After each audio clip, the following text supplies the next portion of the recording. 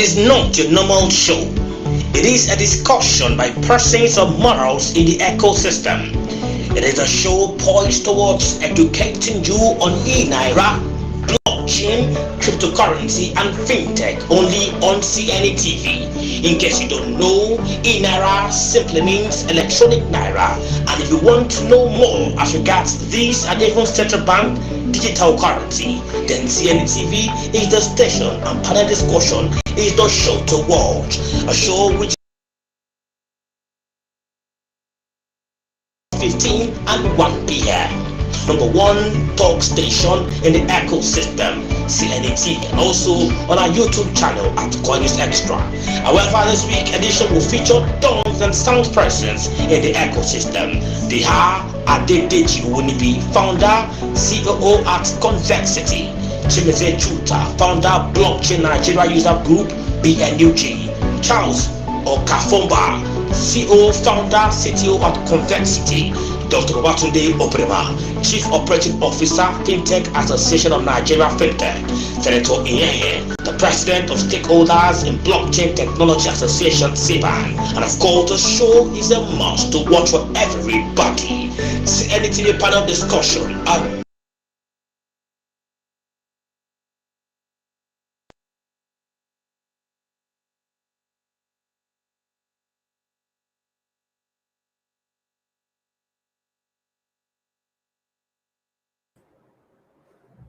Hello, welcome, good ladies and gentlemen. Welcome to yet another episode of CNETv, our panel discussion, a program where we invite stakeholders, influencers in the blockchain, cryptocurrency, and fintech ecosystem to come air their view. So today, we'll be talking about a very interesting topic, eNaira, that's Nigeria's CBDC, pain or gain. We know that recently, the Central Bank of Nigeria they came up with the announcement that they'll be launching a CBDC, which they tag eNaira. So today, I have with us experts, stakeholders in the fintech and blockchain ecosystem. So we'd like to get their opinions on this eNaira, the Nigeria's CBDC. So I'm Lee Uchamohiri. I'll be moderating this session. So right about now, I would like to welcome our guest for today. Our first guest is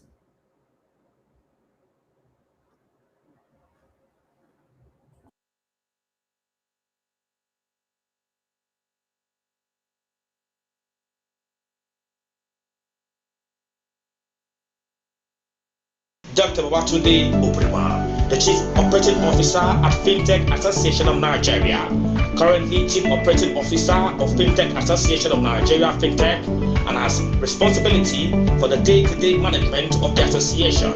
An accomplished and multi-talented executive with substantial experience developing and leading banking, financial, project and program, and administrative management, skilled in managing all aspects of businesses, leading finance and implementing best development strategies for operational excellence, ability to provide leadership and direction for all corporate activities and staff members, ensuring alignment with organizational mission, vision, strategic objectives, and annual performance targets. He is a true leader, able to influence revenue positive outcomes, establish and direct robust finance.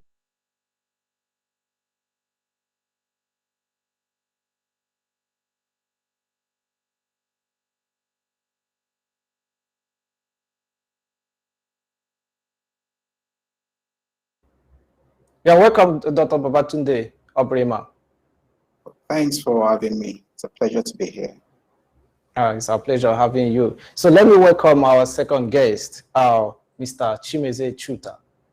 Chimeze Chuta is an advisory board member of Bantu Blockchain Foundation, House Africa, advisory board member representing West Africa at Genesis Money eNaira, formerly regional director for Africa at Paxful.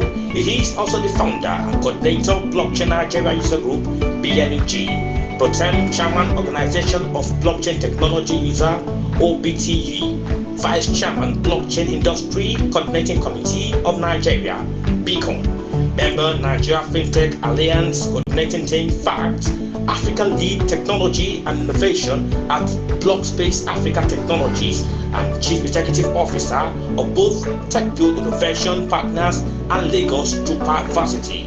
For over 4 years, he has been the FinTech Connector Community Partner for Nigeria and an author of a series of books including Seizing Opportunities in Blockchain and Digital Currency Revolution. Ladies and gentlemen, welcome to Media Tutor to CNETv panel discussion.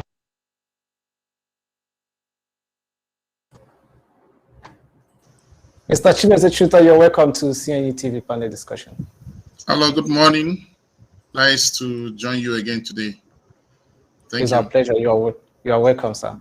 Right. Our next guest is Adedeji Owunibi.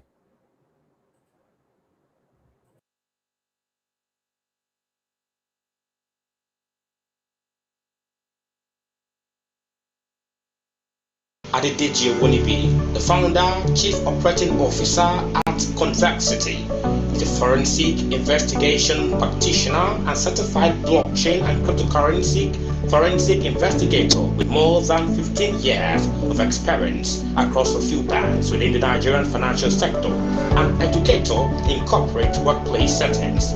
Deji is involved in forensic analysis of financial infractions, cryptocurrency crimes, and designing plans that work for government, regulators, law enforcement, and tax authorities. He was appointed by SEC Nigeria as member, virtual asset, and fintech regulatory framework drafter. He is also a technical member, Nigeria National Blockchain Strategy, and more. Ladies and gentlemen, welcome Adedeji Owunibi to CNETv panel discussion for today.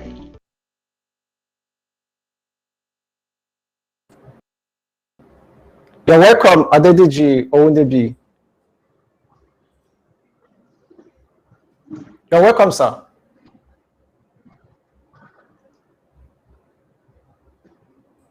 It's like he's having some network challenges. Hello? So, okay, you're welcome to the show. Okay, let me welcome our next guest. Please welcome Charles Okafamba.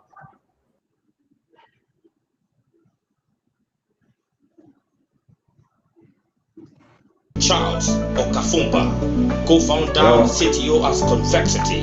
Charles is a techpreneur and blockchain solutions architect with deep knowledge on tokenization, token economy, and cryptocurrencies, smart contract development on public and enterprise blockchains, and full-stack technologies with over 14 years of technology and startup experience in application development, project management, ERP, business growth solutions, a blockchain technology training facilitator for Central Bank of Nigeria Payment System Department, and Nigeria Security Maintain and Printing PLC, blockchain mechanism facilitator for Mauritius Institutes of Engineering and Technology Computer Society, also a regulator guest on Arise TV, global business on blockchain technology, CBDC, and more.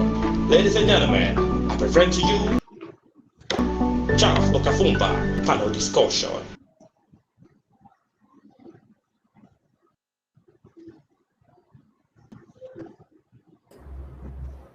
Charles, you're welcome to CNETv. Yeah, hi, Lee. Thank you. Thank you, everybody. Yeah, it's our pleasure to have you. So we're supposed to have Senator Ihenya, who is the President, Stakeholders and Blockchain Association of Nigeria. I just got a word from him that he will not be making it for some reasons. So this program is proudly sponsored by Hot Community and Coin News Extra.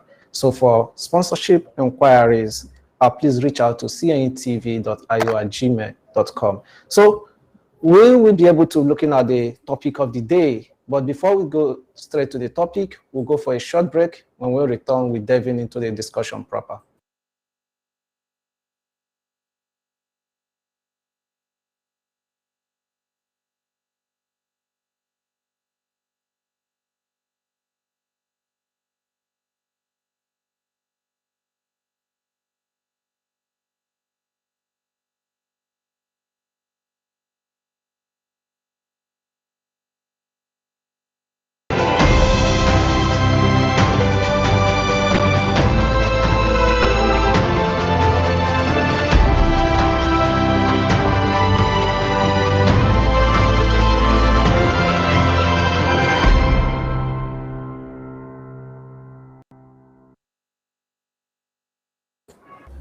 So welcome back to the discussion. So in case you're just joining us, we are talking about eNaira, Nigeria's CBDC, pain or gain. So let me start with the, for our audience, you can be able to drop your questions. It's going to be an interactive sessions. Along the line, we'll be able to pick questions from the audience. So if you have questions about the topic for our panelists, please do well to drop it. If you are joining us from the CNETv app, drop it inside the comment section. If you are joining us from YouTube, do well to drop in the comment section as well. So you can download CNETv on our website, www.cnetv.org, or you go straight to any of the store, Google or Apple Store, and search for CNETv. So let me start with this question. How does the eNaira work?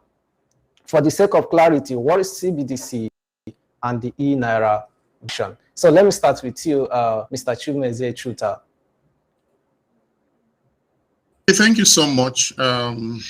eNaira is a project, a CBDC project of the Central Bank of Nigeria.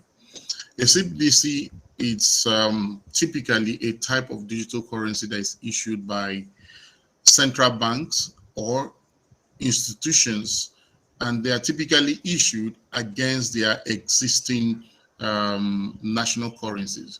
So Nigeria's eNaira is actually going to be an offshoot of the physical currency that we normally know, because somebody may argue and say, okay, what's the difference between that and the Naira that we have in our bank accounts that show up in our banking apps that we transfer?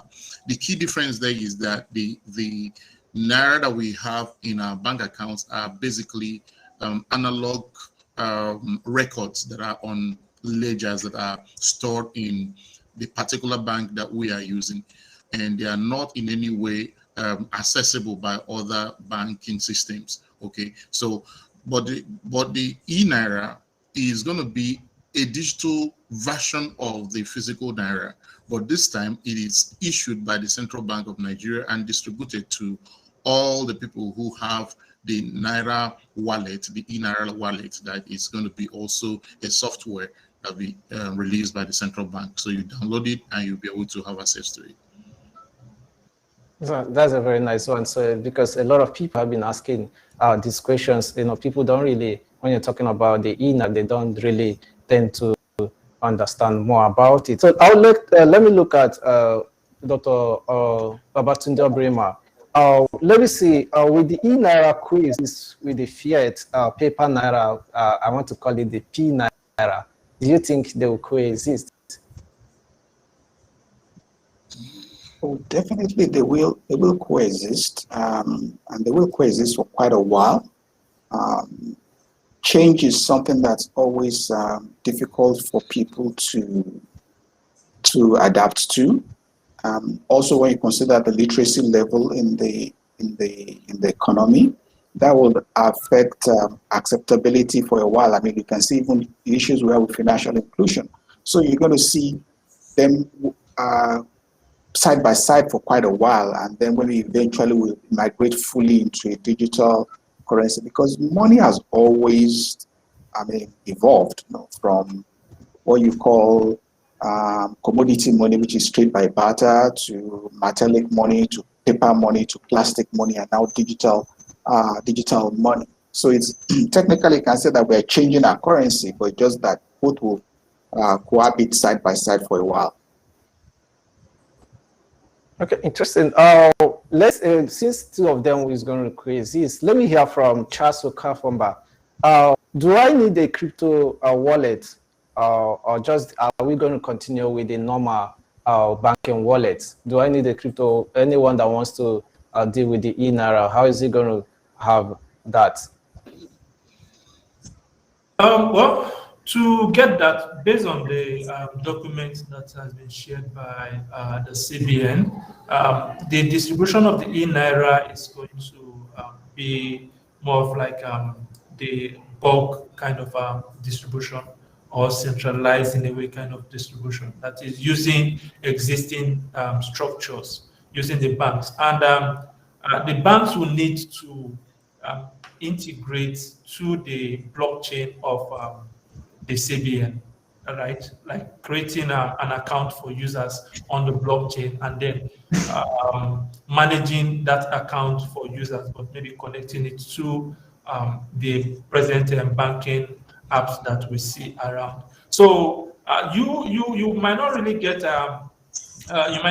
access to downloading like a crypto wallet to start accessing your eNaira, since the present structure is to use the banking system or the payment service providers to distribute this eNaira. So you can still, it will depend on the banks, right? It will depend on the banks to do the integration while you continue using your present banking application to access the eNaira. Just like what we have presently in the public crypto space, you have your public and your private key, and you can manage it yourself. But for the eNaira, I don't think that would be feasible. It's more of like not your coin, not your private key, not your coin. So, but this one, it is not going to be, your private key will not be with you, but I think you'll still be able to access your eNaira and make transactions. Interesting to know that that's how it's you're not going to be in total control of your assets. It's going to be like similar the way we see the banking app from my own understanding. So let me hear from Adedejo Unubi. During the conversation with the CBN rep, she reviewed a BVN is what is needed for KYC. Do you think it's a good one?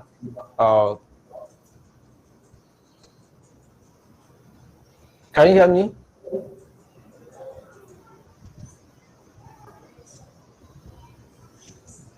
Are you on mute? I can't hear you. You are saying something, but I can't hear you.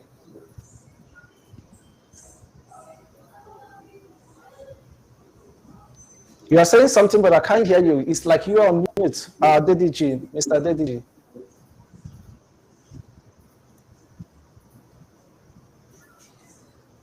Mr. DDG, can you check your mic?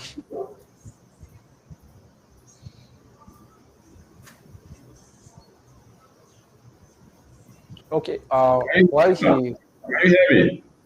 Okay, I can hear you now. Please go ahead. Okay.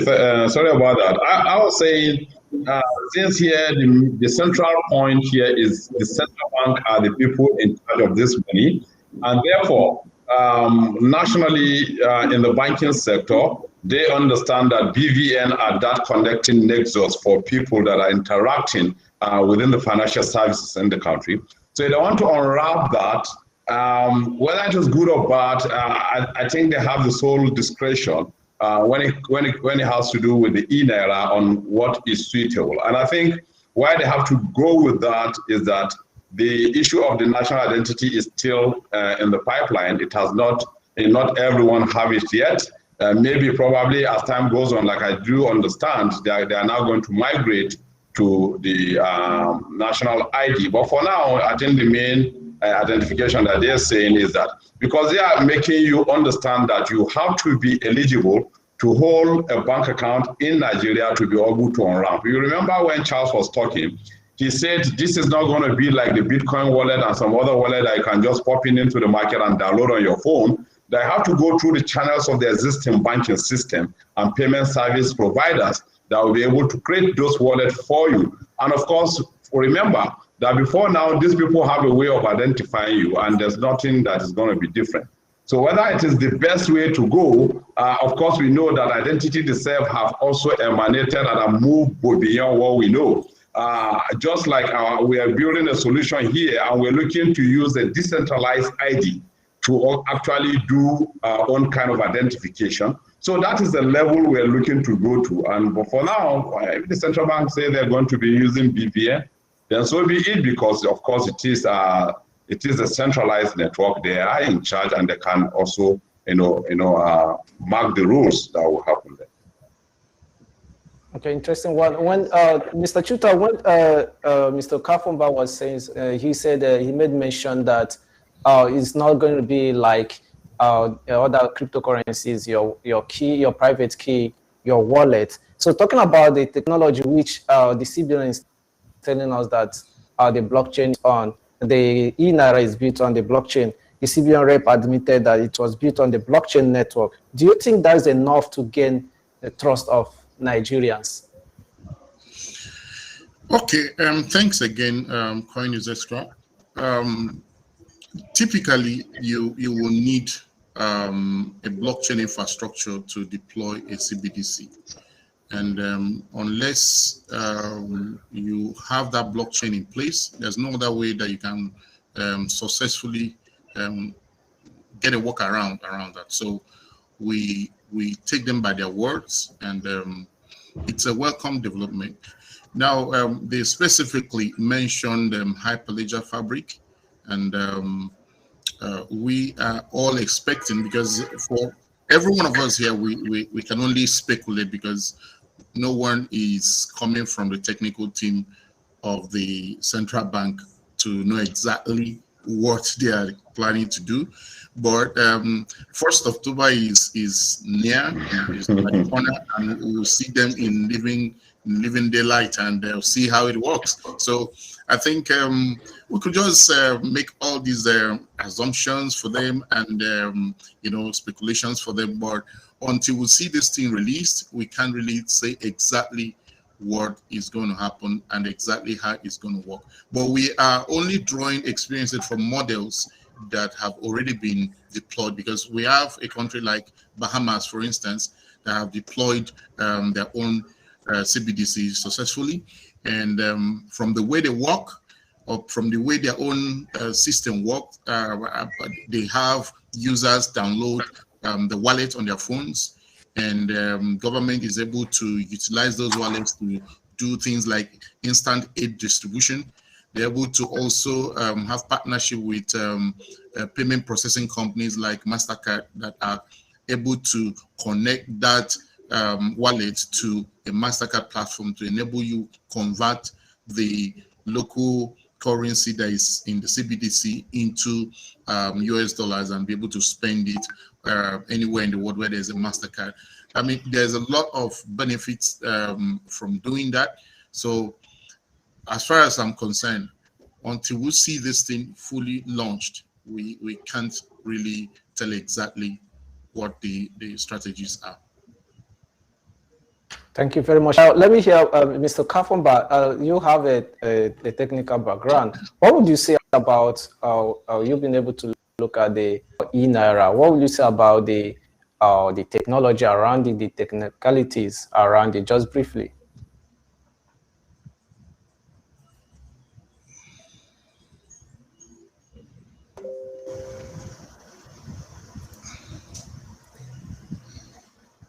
I can't hear you. It's like you're saying something, but we can't hear you. Check. Yeah, sorry. I muted my mic.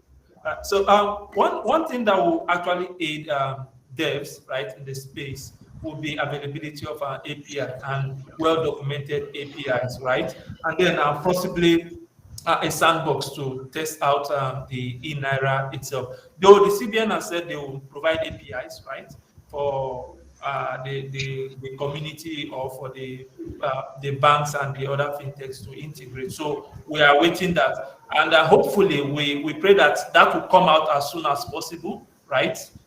For the devs to start testing and integrating before October 1st.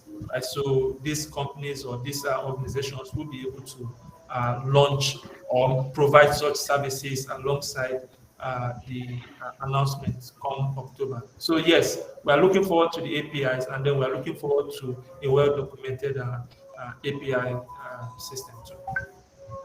Okay, thank you very much. Let's talk about innovation. Let me hear from Dr. Babatunde. Do you think the tech and technicalities associated with the eNaira would allow for fintech innovation around it, like he mentioned the APIs and the rest of them? Do you think there's going to be a room for innovations, most especially in the fintech sector? Ideally, that should be the expectation. But like Mr. Chuta said, there are a lot of things that are still secrets that we're not aware of. But I mean, if banks and fintechs will be participating in the distribution of the eNaira, we expect that there should be opportunities for a lot of innovation to take place. That should be the expectation. Note that the presentation that we had done to the central bank, we had suggested an open source system, that will allow, for innovation and creativity, but nobody knows what they're going to come up with eventually. So let's just be hopeful and expect that it will, whatever solution they come up with at the end of the day, allows for a lot of innovation and creativity within the fintech ecosystem. Okay, that nice one. Let's look at the timing and the stand on crypto. The crypto is not actually a ban. The stand of CBN, where they prohibited banks and other financial institutions from providing financial services to cryptocurrency companies, most especially the crypto exchanges. Don't it look like the CBN is trying to sideline crypto, seeing that the cryptocurrency prohibition, by what it's saying, is going ahead, and why it's coming up with the CBDC? Let me hear from you, Adediji. Don't you think that the CBN is trying to sideline other cryptocurrencies so that it can be able to present the e-naira? Yeah, thank you again, Esther. That is exactly what it is, and is a race globally by all central banks in the world, and they are not apologetic about it. They think cryptocurrency is undermining the financial system, or has the potential to actually undermine the financial system in their own view. And therefore, the only way to come and just meet it halfway is for the central banks to research and come out with their central bank digital currencies. And that is what gives rise back to what we're seeing now. So of course, yes, the rate at which Nigerians are embracing cryptocurrency, in the view and the interaction from Bank of International Settlement, from World Bank, IMF interactions and all that, they all knew that, look, this is a new challenge for central banking around the world, and therefore the central banks have to wake up with something to mitigate that kind of adoption. Whether it's going to have impact about, the kind of adoption we see in cryptocurrency, like when they say not your wallet, not your private key, not your coin, and that is not what is happening now with this. Is whether, because you are not holding any of that, you're just interacting with the centralized system that we're used to. So whether that is going to continue to be the main thing is something we have to keep watching. But of course, why the speed to actually meet this halfway is a kind of adoption that we are seeing in Nigeria. And thank you very much for that. Let me get back to Mr. Chuta. When you were saying, you made mention about Bahamas, using it as an example of a country that have been able to deploy the CBDC. Do you think is the right time, in seeing that it looks like the CBN has not taken much time to study and experiment with when you compare it with other countries who are looking into it? We know about the China that are also looking towards that direction of countries. What do you think about that? Well, frankly, I don't think it's right for you to say that the CBN have not done enough research. We are aware that CBN put out a request for proposal about 2 years ago to banks and other financial institutions, and later extended that proposal to the fintech and crypto space. And in that proposal released around 2018, they actually suggested and asked questions, and requesting from participants on whether Nigeria should issue her own electronic currency. So it's been something that has been on for a long time. So from 2018 to 2021 is 3 years plus. So 3 years is sufficient for anyone to really find out information. So I believe that they are doing their research. Of course, that they can also hire consultants from anywhere in the world, because the institution is properly fortified for things like this. Now, your question on whether it's the right time, I think it's the right time, because research has shown that over 84% or 85% of different countries, nations, are in the process of issuing their own digital currencies, because we are seeing a global adoption of cryptocurrencies. And listen, cryptocurrencies are privately issued currencies. Cryptocurrencies are not issued by governments and they are not controlled by governments. And when you see the encroachment, the continuous encroachment of cryptocurrencies into areas and jurisdictions where governments traditionally hold and control, then you know that it should be worrisome to every government anyway. So it's not something that is unexpected. You know, so whereas the fact that the private citizens have the power and the effrontery to issue digital currencies, cryptocurrencies, and run them and make them acceptable for different people all over the world, starting with Bitcoin. Then replies from institutions and government is the CBDC. And what they would want to do is to maintain control, because government is all about control.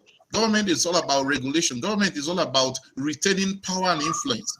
You see, it's not that easy to separate money from government. We wish that it was, but it's really not that easy. We have seen a whole lot of things happening. Recently in the US, we saw how the infrastructure bill was so upsetting to the crypto space, because they want to have a little piece of the pie, and there's no way governments, powerful governments, will stand aloof and watch private citizens take control of the resources that hitherto was under sole control of government. So we are going to be seeing the CBN help Nigerian government to retain control and retain what I call digital authoritarianism, because, you know, like we experienced in what happened in Twitter, where government came out and just banned Twitter platform for everyone. You know, it is digital authoritarianism.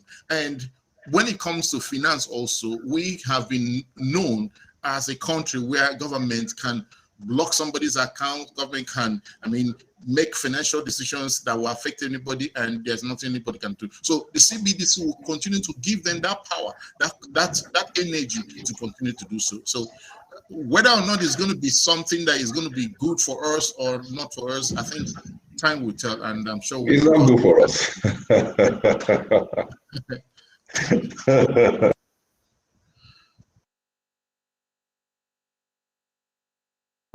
Nice one coming from Mr. Chuta there. So let me go to Dr. Babatunde Bremer.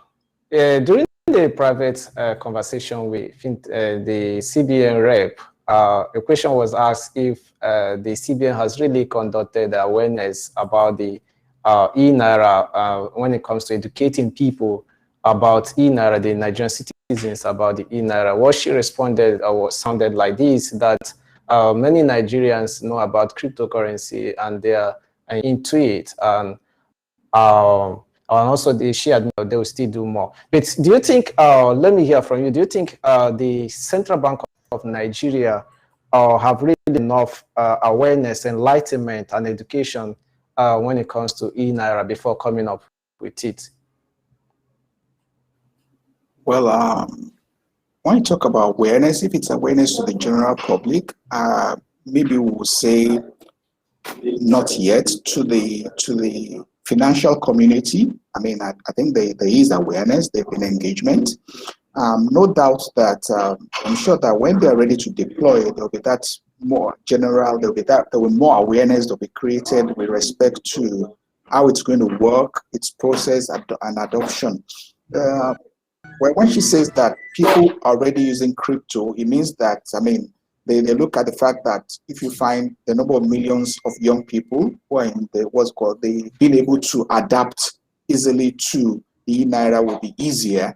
And of course, it reduces the amount of time they need to do campaigns. So, it's just logical, really. But then I think that it's good that they need to create a lot of awareness before there's deployment. It's just good. It should not be just because e-naira is now for everybody, not just for people who trade in crypto. So they need to create that awareness for those who are not yet used to trading in cryptocurrencies. But maybe I should just say a little bit about what Chuta has said. I think that the crypto community needs to start changing from currency to asset, and we'll start seeing crypto as a store of value.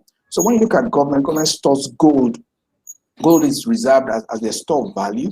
And we can say that the millennials and the Gen Z, they are more aggressive, they're more risk takers. So they need to start looking at that from who mines the gold that government stores, the private sector. So private sector is mining cryptocurrency, so we should start looking at crypto assets, a store of value that the private sector can store rather than trying to store gold. I think there's somewhere along the line we'll find a nexus in how there will be that relationship between digital currencies and cryptocurrencies, because I don't think that it will be very easy to just wish it away when you look at the volume of transactions, the volume of investments that's gone into that sector of into cryptocurrency. So I think that adapting it as an asset might be a way out, a solution, and as a store of value rather than as a currency, because obviously it will not be able to compete with the digital currencies. Okay, nice one. Okay, let me hear from Okafomba. Do you think the CBN should have educated Nigerians first before coming about it, knowing very well, Dr. Babatunde said the financial sector, they've been able to be creating awareness, which we know here that is mostly Nigerians. And when you're creating the CDC, you should also in the rural people, the rural dwellers in mind as well, to carry them along. Do you think they should have done that, or is it better to do it after the launch? Well, education is key, right? Education is key on how the CBDC will also operate is key for everybody to know. One thing that we are seeing in the space, and one good thing that the blockchain has, the cryptocurrency space has actually done is it has made it open to everybody, right? Everybody wants to invest now. Which crypto do I buy? Which crypto do I not buy? And all those stuff. We see people asking these questions. Now, one of the questions that we are now getting now is, how do I make money from the eNaira that is coming out, right? So people are already thinking of how to make this money. Now, if you check the stats or the users of crypto, it's majorly people that are literate, right? Or majorly people that are financially literate. Down at the rural area, that is where the challenge is, right? Because these people are yet to catch on with the crypto space, right?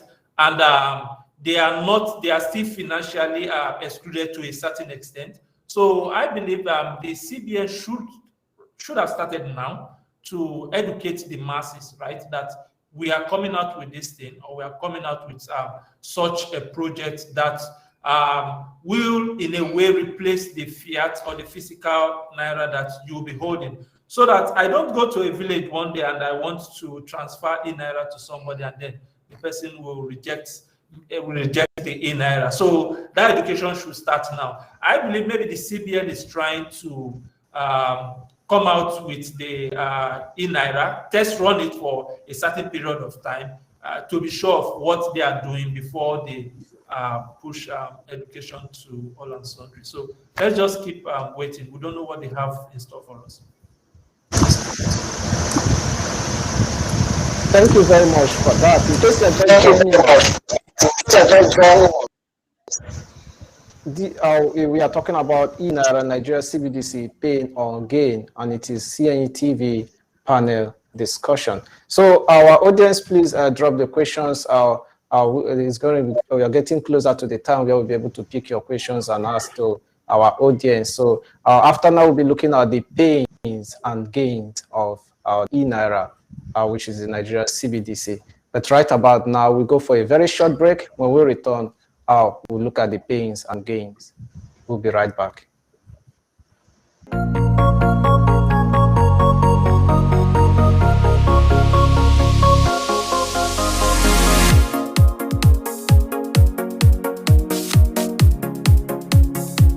CNETv, the first and leading 24/7 live broadcasting blockchain, cryptocurrency, and fintech TV application. On our mobile app, you have access to our latest news updates ranging from esports, fintech, iGaming, blockchain, cryptocurrency, and artificial intelligence. We bring to you interviews, analyses, cryptocurrencies, market reviews, and live events. Download our app today from your iOS or Google Play Store or on our website at cnetv.io. CNETv, objectivity is our watchword.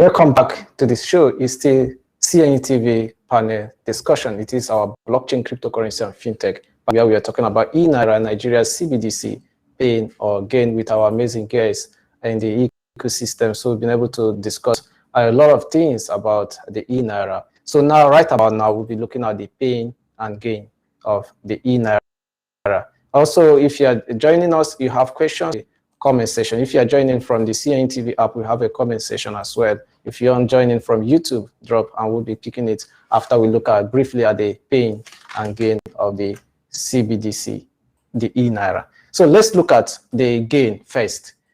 Do you think this will solve challenges faced by payment and remittance sector? Let me hear from Tunde. Well, I mean, I think it will. I mean, and we should not look at the eNaira as something totally different from. So I'm not a techie like the rest of the people on the panel. So I look at it from a simple, perspective of the fact that, look, we're just moving from paper money to digital money, following the same process. I mean, central bank or through Mint or whatever means it is distributed to banks and fintechs, and we all use it. And because it's digital right from day one, it should make payments simpler, settlements simpler, because the transactions and it's riding on a blockchain platform. It should make life easier than most of the complaints you have with transactions didn't go through. I don't think we should start having that when this migration, and considering the fact that it's fantastic technology is going to be riding on. So I think that it's just going to be gain. I mean, I see very little pain, except for people who don't want to adopt it. But I think that it's all going to be gain all the way.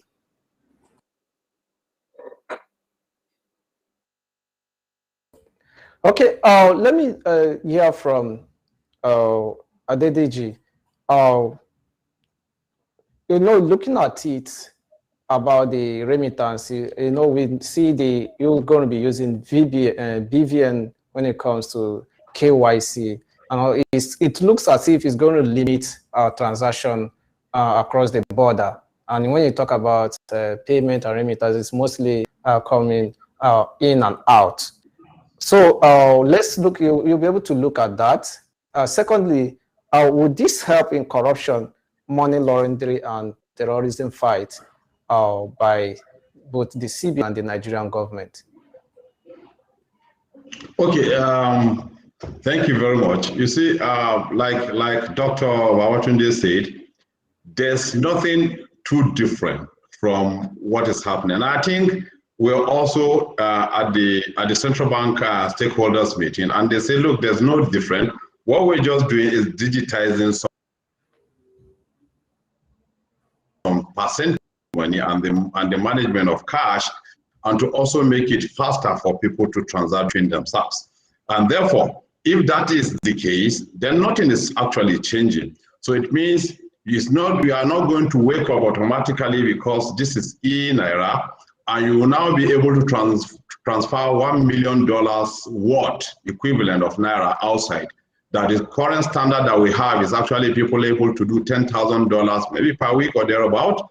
And so therefore nothing will change. And so when you look at the remittance, people will still be attuned to maybe using USDT, some stable coin, to do their transaction for the counterparty that is ready to accept those ones across borders. But the good part, which you mentioned about money laundering, terror financing, those will be able to be tracked using eNaira. If any money launderer uses eNaira, for instance, it's easier for the financial intelligence unit that is fused within the NAVE and all the NAVE's connections to be able to see that, look, this transaction is flagged because it goes beyond the threshold that we have set and all that. So it will be able to check this money laundering you talked about, this terror financing you talked about. But I think there's a bigger challenge than eNaira. Because I remember we said, okay, having eNaira is not a silver bullet to solve the issues that we have on ground.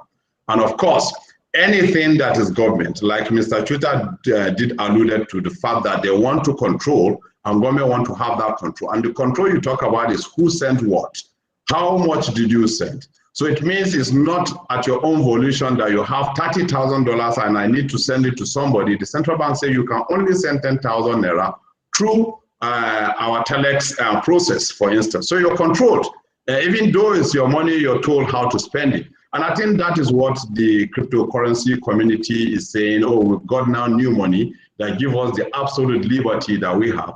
But the absolute liberty today, I think, is still a mirage because, of course, the government, like Mr. Chusa said, are not going to look and just be aloof and be looking at people taking control, spending the way they want, because they know money is power. So government need to be part of that power. But that is not going to take away terror financing. That's not going to take away money laundering. The only thing is that maybe will not be done through the eNaira, but people will continue to use their cryptocurrency to actually run out those voting. I remember a session I had with the Nigerian Army Cyber Warfare Command at the Defense Headquarters.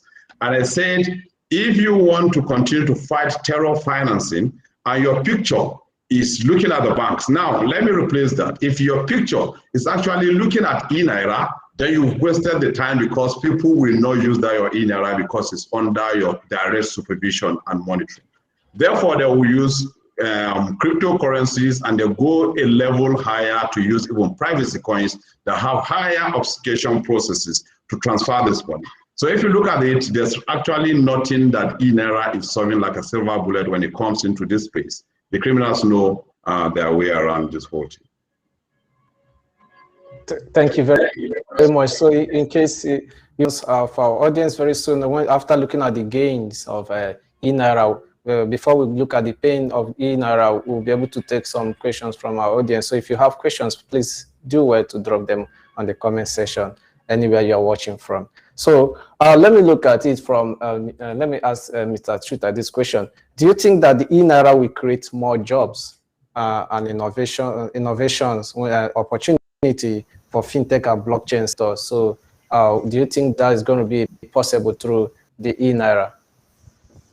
All right, thank you so much, Coin News Extra TV. I think the key thing to begin with here is proper management and handling of the eNaira project, because we're a country that have some kind of passion for doing something the wrong way. I'm saying that because if you look at our democracy, we copied democracy somewhere and we are trying to implement it here. Everyone is seeing how the democracy is going, and I doubt if anyone will agree that this is how the people we copied it from used to practice it. So now we are copying CBDC from somewhere else, and we want to try to implement it here. Now, whether or not it's a good idea or something that you're going to bring in is a different ballgame. So the key factor to look at is, can we really manage this thing very well? Can we be honest and do what this technology can allow us to do with the technology? Or are we still going to see bureaucratic controls? Are we going to see selected access to the infrastructure to manipulate it and use them for different purposes, other than what it was primarily meant for? So when it comes to creating jobs and businesses, traditionally technology is an enabler and a transformer of economic lives of people anywhere in the world. So anywhere in the world where technology is deployed properly, new jobs, new businesses, new services are definitely expected to be born. If you look at developed countries like the US and UK, these are technology-built economies. And we are introducing a technology that is capable of transforming the economic landscape, create new jobs and new products, and allow innovators to create new types of products that will be suitable for the internet generation. Now, whether or not these things are managed will determine, because if you are a business person or an entrepreneur and you want to launch your product on top of this technology that deploy, you will ask yourself some pertinent questions. For instance, what are the evidence that this project will be sustainable in the long run? Next, you'll be asking yourself, what are the policies? Because don't forget that someone somewhere may be planning to, look for legislative fault in the deployment of eNaira, and probably, in an incident where there are need for people to adjudicate some cases, he will find comfort in a particular legislation that could frustrate this whole thing. So there are a whole lot of things that you're going to look at. So yes, it's a good thing, but we need to properly manage it to make sure that it doesn't turn out to be something that is bad. That's just the point I want to make. Thank you. Thank you very much, sir, for that. Let's look at, there are going to be, since it's hosted on the blockchain, the eNaira, there are going to be nodes and other things which I know I don't know how they are going to be allocating those nodes and all the rest of them. Do you think it will open up investment opportunities for local and foreign investors? Charles Okafumba, let me hear from you on that. Okay, thank you, Lee. So based on what we have had, right, there will be nodes, right? Nodes will be deployed, but it's still private nodes. My major concern is on capacity, right? We know that we lack capacity when it comes to blockchain developers in this space, and we lack people that can't really manage these things, right? So I don't know how the CBN is working towards that internally, right? That technically, I know we've done several training on blockchain and cryptocurrencies for the CBN payment department. But when it comes to technical manpower, that is an issue. It's not just for the central bank. Most organizations trying to adopt blockchain into their processes and all that. So for investors coming in, we've had some investors, foreign investors, wanting to come in to see how to participate in the eNaira, right? And one way I've seen people wanting to take advantage of the eNaira is selling the eNaira or using it as a P2P system, right? That is basing it against maybe USDT or other public crypto system and other. So yes, we'll see some investment coming in form of liquidity, right? Buying a bulk eNaira and then selling it off at maybe using arbitrage and all that. That is one. But for technology, it's still private, right? The nodes can still be deployed using any cloud service, right? That the banks or the fintech organizations are still using. So, like the other panelists have said, we might not really see much difference, or it might not really make much difference to what we currently have in our financial system. Thank you very much, Charles, for that wonderful contribution. So right about now, I'll be looking the way of the audience. I'll be checking some of the questions they have sent. What I'm doing here is not really much questions, so they are just making some contributions and all the rest of them. Just one question here: will it be good for banks to start having blockchain wallets or mobile bank apps? Won't it displace the already existing crypto exchanges in Nigeria? How can the two coexist? So I don't really understand what this person is asking. Anybody with a possible contribution to that? Okay, I think it's just trying to say, it looks like the question you asked earlier, whether is this not deployed by the central bank to actually unseat crypto popularity? And that's what it's saying. Can they both coexist? Can banks begin to open blockchain and all that? I think the simple thing most of us have discussed here is that this has no connection with your crypto world. It is just working on a blockchain that is a private blockchain, that a Hyperledger fabric that is solely and completely controlled by the central bank. And they do the unwrapping relationship with the payment service and the banks and all those financial institutions in between. And therefore, every one of them will coexist in this whole thing, and the sky is very, very large for all to fly. I think that is what I think he's asking.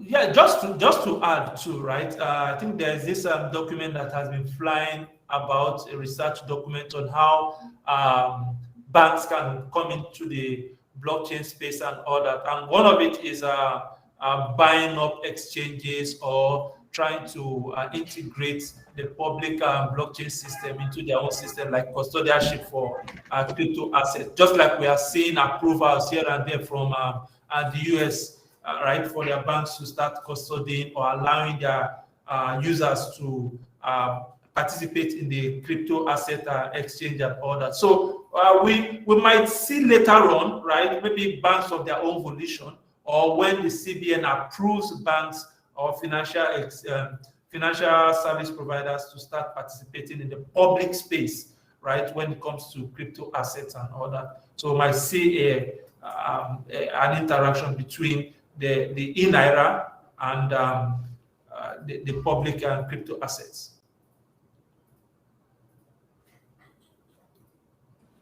I have another question here. He's saying, so someone is asking, how do you see the eNaira once? So somebody is asking, how do you see the eNaira once launched? So I don't know, any contribution on that?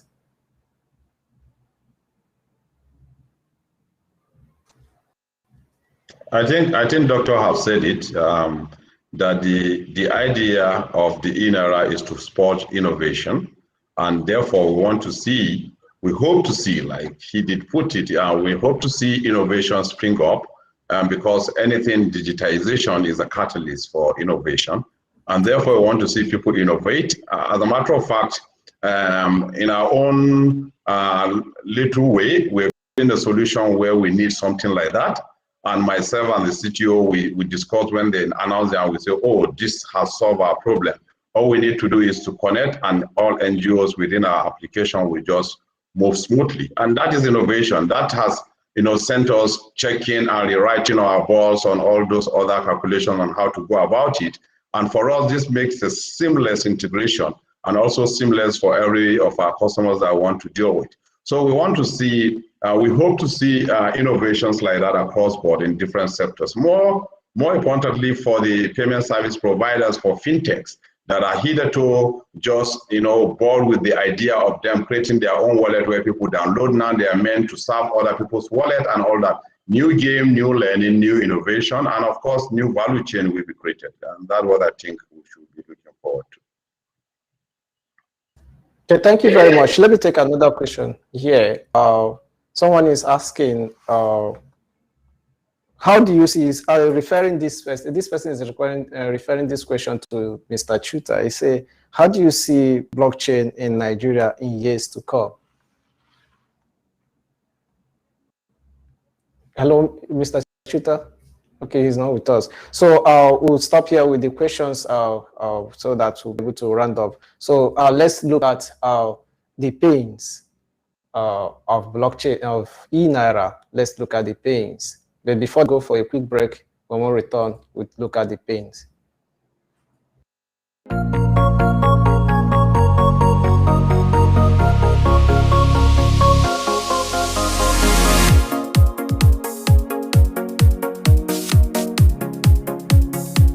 CNETv, the first and leading 24/7 live broadcasting blockchain, cryptocurrency and FinTech TV application. On our mobile app, you have access to our latest news updates ranging from esports, fintech, iGaming, blockchain, cryptocurrency and artificial intelligence. We bring to you interviews, analyses, cryptocurrencies, market reviews and live events. Download our app today from your iOS or Google Play Store or on our website at CNETv.io. CNETv, objectivity is our watchword.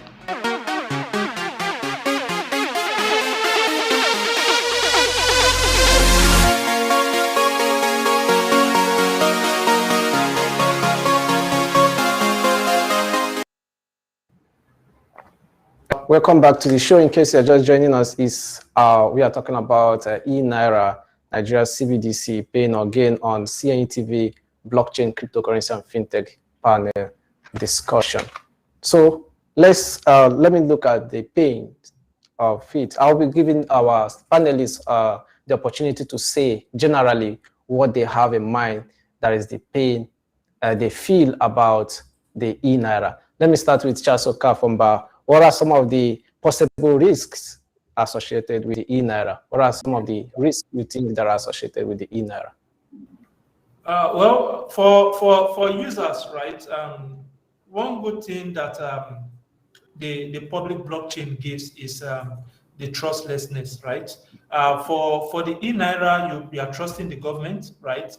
You are trusting the value of the naira, because the eNaira is still your version of the naira. So you are trusting the government to make the right decision that the naira will continue to have much value, and then your savings or your hard work is not going to lose value in terms of because of inflation and devaluation and all that. So the eNaira coming out, we know that is part of the moves of the government to wither down the influence of the public crypto like Bitcoin, Ethereum, and all that.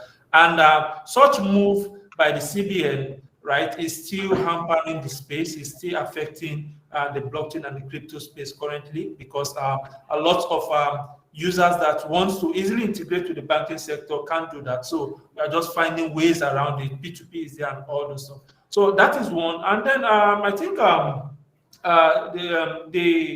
the privacy issue too that is associated with it, right? Because the government can easily monitor it. Then also, my last point on this, there is this fear too that the government will actually force coerce citizens to make use of the eNaira, right? And definitely they can do that, right? Even though some diehard crypto fans are like, no, I'm not going to use the eNaira. The eNaira is a no-no for me. But we'll see adoption being driven into some certain key areas that needs payment to the government and all that. Sorry, so happening. Those diehard crypto enthusiasts will have an option not to make use of the eNaira. Thank you very much. Because of our time, our time is far spent. Just 1 minute. Each of this final one is just 1 minute, so that we'll be able to wrap it up. I know there are some questions coming in inside the CNETv app, but because of our time, I don't think we'll go ahead to take them. So you can forward those questions to our panelists. We'll be able to display their contacts on social media, so that you'll be able to reach out to them if you have further questions on this topic. So let me hear from you, Owonibi. What are some of the possible risks associated with the eNaira? What do you think, just in 1 minute?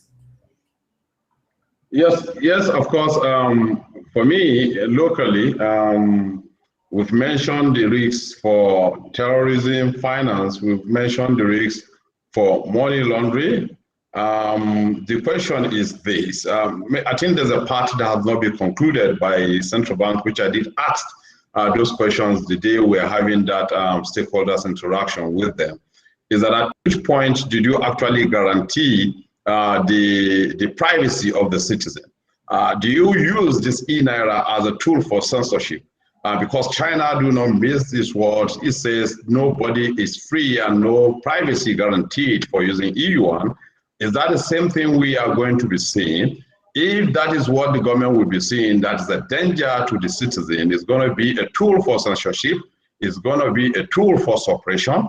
And of course, I think the director ICT then said, oh no, we are a democratic country, and that is not going to work like that. And I ask again, what is the intersection for at which point do you want to ensure that the privacy of people is actually enshrined in this application of yours that is run on Hyperledger Fabric, and also trying to enforce compliance for people that will adhere to the rules and not play against the rule. And so for me, those are the dark sides. Those are the things that I think the citizens will jettison, their freedom, will jettison their privacy now that they are getting in crypto. A week or two ago, we had a Clubhouse session powered by Convexity, where we said, will you use this eNaira when it is eventually rolled out? Of course, the guess is as good. Majority of young men say they're not going to use it where they have options of more stable currency, because that is not going to take away the volatility in Naira and the withering away of your asset and wealth. Therefore, those are all risks. It does not really mitigate anything, but we want to see, and we're optimistic. Sorry, thank you very much. I have to cut it short there because of our time. Let me hear from you, Mr. Chuta, just in 1 minute. What are some of the possible risks associated with eNaira?